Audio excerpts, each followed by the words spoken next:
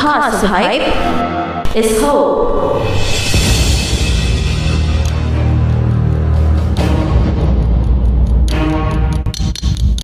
Isa na namang gwapo at gwapang araw sa inyong lahat.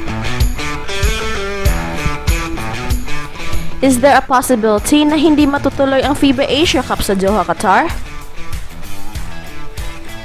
Well, sana ay hindi yan mangyayari dahil excited pa naman lahat ng mga Pinoy basketball fans sa first ever game ni Kai Sotto for Gilas sa FIBA Asia Cup qualifiers na gaganapin sa Doha, Qatar.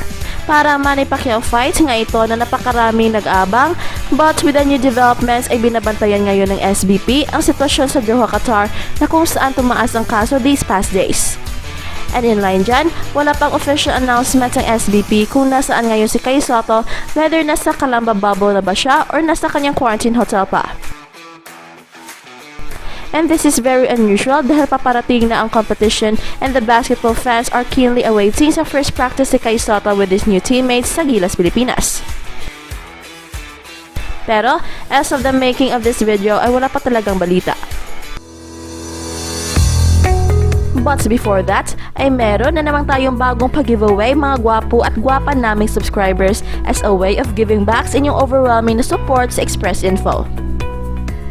At dahil road to 100k subscribers na tayo, ay meron na naman tayong 100k subs giveaway kung saan mamibigay tayo ng isang Apple iPad 8th generation pag-aabot na tayo ng 100,000 subscribers.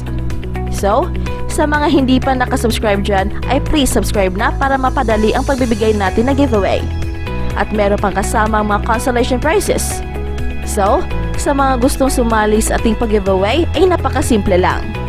Una, ay dapat nakasubscribe kayo sa ating YouTube channel na Express Info. Pangalawa, ay dapat rin nakasubscribe sa ating bagong sports channel na My Sports Balita. Number 3, huwag kalimutang i-click ang notification bell sa dalawang channels upang updated kayo sa ating mga bagong videos. And last but not the least, ay huwag kalimutang mag-comment ng kahit ano positibo about sa ating mga topics. So, ano pa ang hinihintay nyo? Subscribe na and click the notification bell agad-agad.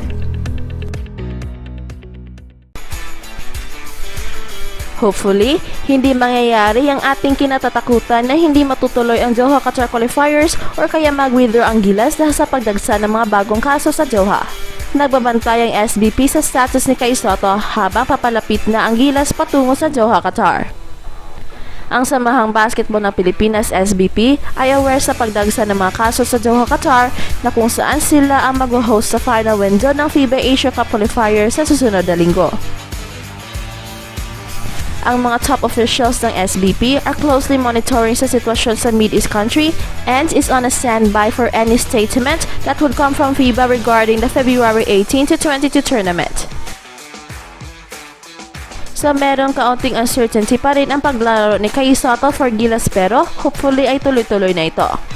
Another hindrance naman ito sa very young basketball career ni Kai Sotto. At kung hindi ito matutuloy, ay siguro mas mainam na sana hindi na lang siya umuwi dahil sa napakasalimuot na sitwasyon. Pero nandito na siya at wala na tayong magagawa. All we can do is to pray na sana matutuloy ang FIBA Asia Cup qualifiers as scheduled dahil meron pa naman siyang commitment sa NBA G League Team Ignite na kung saan siya ay isang important piece sa kanilang kampanya sa NBA G League Bubble. At sana meron pa siyang maabutan pagbalik niya after playing for Gilas. Pero despite the surging cases sa Qatar ay patuloy pa rin ang Gilas Pilipinas sa pag-training sa loob ng bubble sa Inspire Sports Academy in Calamba, Laguna despite the latest development in the host country kung saan ang national team ay set to depart patungong Doha ngayong Sabado.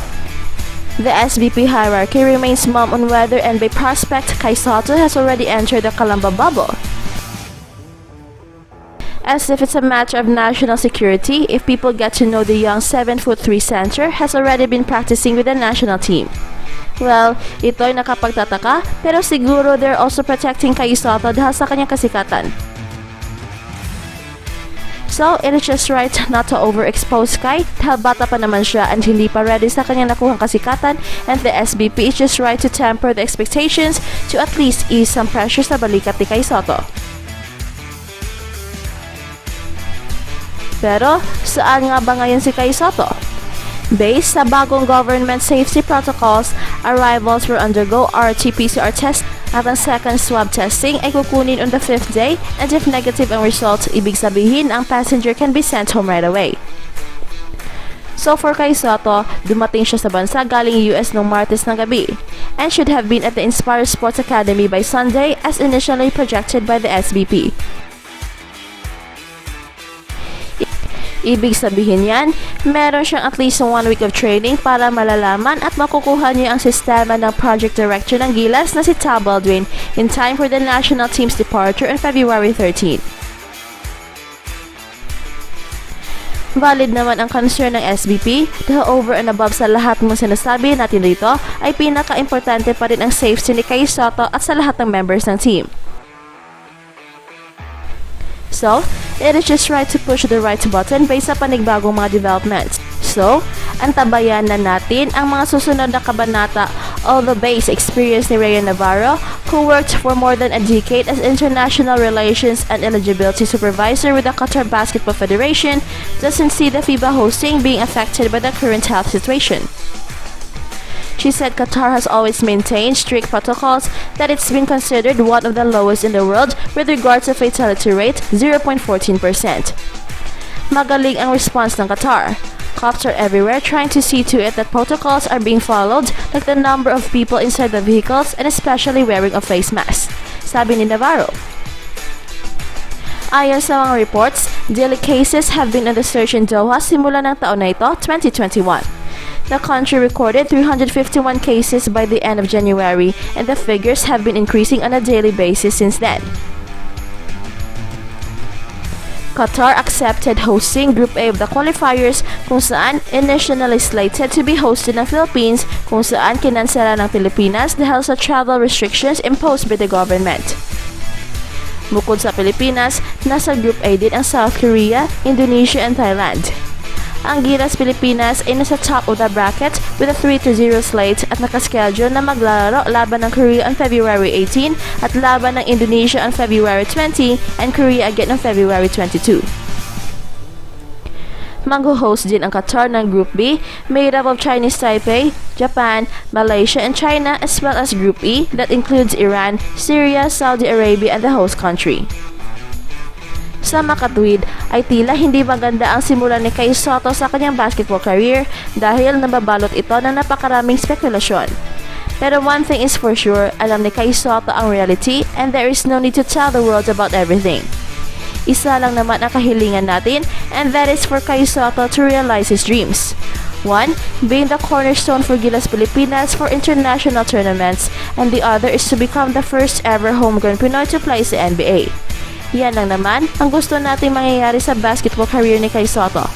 And to realize those dreams will take a yeoman's job dahil walang madali sa panahon ngayon, especially his dream of making it to the NBA. Siguro for now, the best for Kay Soto is to try his talent sa Asian level at paunti-unti towards his NBA dream, mga gwapo. Bata pa naman si Kay Soto, still 18 years old, and for sure his NBA dream can wait. So whether matutuloy ang FIBA Asia Cup qualifiers or hindi, it is not the end of the world. Ito'y parte lamang ng proseso. Napakataas, napakahirap, pero napaka-rewarding na proseso. So let's just trust the process dahil ang tagumpay ni Kay Soto ay tagumpay rin nating lahat.